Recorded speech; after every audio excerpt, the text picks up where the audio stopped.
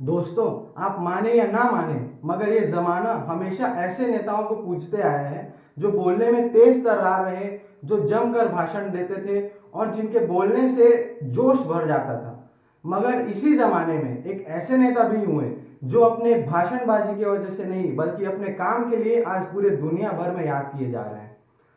नमस्कार दोस्तों, मैं एक ऐसे नेता के बारे में बात कर रहा हूं जिनके बारे में मुझे उनका नाम लेने की भी जरूरत नहीं है, आप खुद समझ गए होंगे। स्वर्गीय डॉक्टर मनमोहन सिंह जी।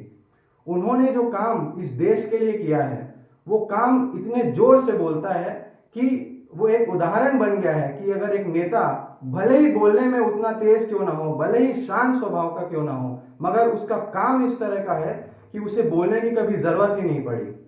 दोस्तों, मनमोहन सिंह जी जैसा प्रधानमंत्री इस देश को मिलना बहुत सौभाग्य की बात है और मुझे शायद ही लगता है कि ऐसे नेता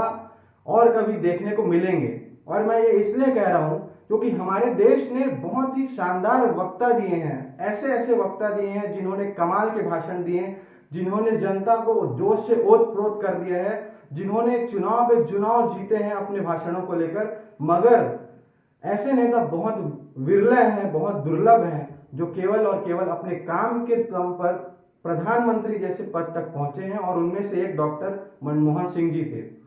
वे तो राजनेता थे भी नहीं, वे तो केवल एक अर्थशास्त्री थे जो अपने अर्थशास्त्र के क्षेत्र पर इतनी ख्याति प्राप्त कर लिए थे और इतना कमाल का काम करते थे कि जब देश में एक ऐसी संकट आई कि देश बिल्कुल दिवालिया होने के कगार पर था, तब केवल और केवल उनकी ही समझ ने और उनकी समझदारी, उनकी दूरदर्शिता ने ही हमारे देश को ऐसे संकट से बाहर निकाला था। और उसके बाद से ही उन्होंने राजनीति में कदम रखा और ऐसी छाप छोड़ी है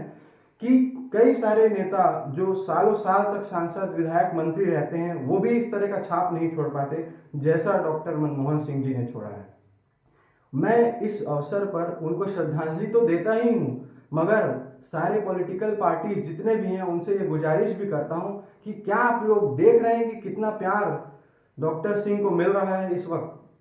केवल और केवल इसलिए क्योंकि उन्होंने काम किया जनता के लिए। उन्होंने हमेशा जनता के बारे में सोचा और जनता के लिए ऐसा काम किया कि आज जनता के दिल में उनकी जगह है। तो आप क्यों ना अपने राजनीतिक दलों में और अपने पदों पर ऐसे लोगों को सामने लाएं जो केवल शानदार भाषण ना देते हों मगर अपना काम ऐसा करते हों कि वो लोगों के लिए इतना हितकारी हो कि वो हमेशा याद किए जाएं।